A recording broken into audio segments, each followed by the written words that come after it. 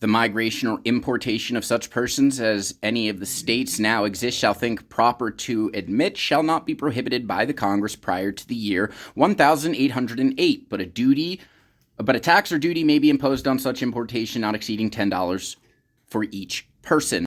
Now, the reason for that can be found here in Article 5, believe it or not.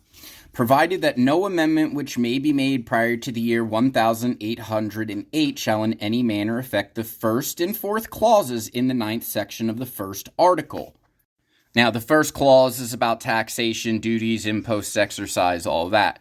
But the fourth is to establish a uniform rule of naturalization.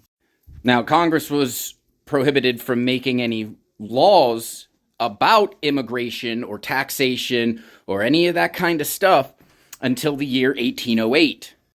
And the reason that they put a time frame on that was because population had been seriously depleted through a war.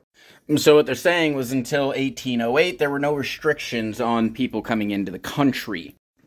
What it's saying is that even though immigration and commerce are under the control or authority of the Congress, they were prevented from exercising that authority until 1808. So they couldn't create immigration laws or taxation laws, those kinds of things, until 1808.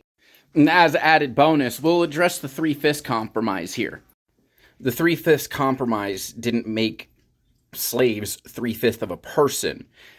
What it did was count slaves as 3/5 of a person in regards to the census.